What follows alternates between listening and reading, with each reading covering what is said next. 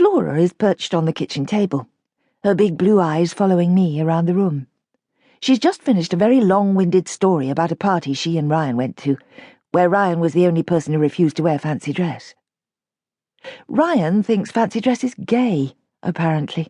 Give me strength. I maintain a diplomatic silence. I've discovered that's the best way of dealing with the matter of my daughter's inappropriate boyfriend.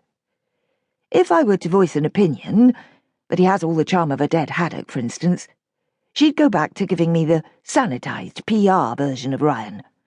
The dear leader version, as Simon calls it. Like she did in the beginning, when it became obvious what Simon and I thought of him. At least this way, I get to hear the truth, even if the price is that I have to swallow my own tongue at times. So I nod and murmur appreciatively, and start wondering, oh, the guilt, how soon I'll be able to switch her off. That's the problem with Skyping. You can never get away.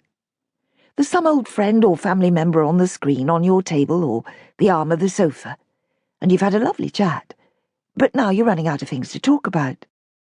And because they can see everything that's going on, you can't invent a saucepan boiling over or a ring at the door or any of the normal things that end a conversation.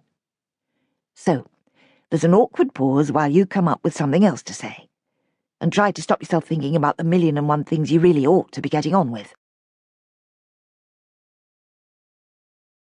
The other problem with Skyping is, and I know this makes me sound as if I come from the Jurassic era, that you can see the other person. The other day, I was thinking about how Simon and I never Skype, even though he's always away. Of course, that's partly to do with us both being so ridiculously busy, but really, I realised, it's more to do with the business of sitting there looking at each other. Even though we'd been married all these years, it made us both uncomfortable the couple of times we tried it. It's so intimate. When we first got together, we used to spend hours sitting across from each other in cafes and pubs, playing with each other's feet under the table while we put the world to rights. But what couple who've been married nearly 30 years still gaze into each other's eyes when they talk? There's something unnatural about it. Awkward. I found myself focusing on the collar of his shirt, or the wayward lock of hair he kept smoothing back with his hand. I don't actually want to be able to see the people I'm talking to. It's distracting. While Flora launches into yet another long-winded story, I'm looking at her frizz of hair and thinking, yet again, how much better it would look if she had it cut. Nothing extreme, just a little bit of shaping. And I'm looking at her desk in the architectural firm where she works as a PA, and noticing, with a bit of a wince, that she has some kind of cuddly toy on there. No doubt bought by Ryan in a petrol station somewhere.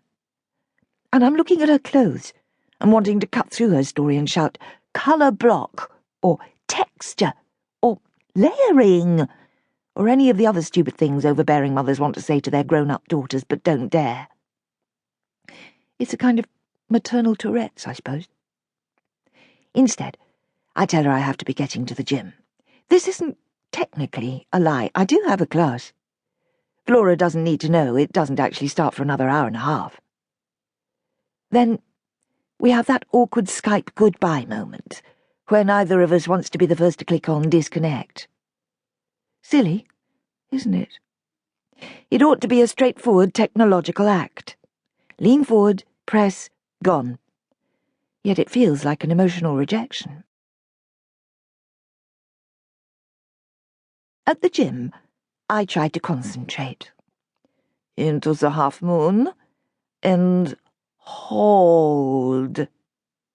Yeah, well, while my body obediently contorts itself, as instructed by the new, rather Germanic instructor of Hatha Yoga, Advanced Wednesdays, my mind keeps itself busy. 1. Book Pierre's for book club Christmas lunch. Just let them try to tell me there aren't any tables left in September. 2. Research printers for Simon's study. Criminal, those ink cartridge prices. 3. Ring round for history tutor recommendations. Surely one of the other mothers must know someone, preferably someone who doesn't smell of wee like the last one.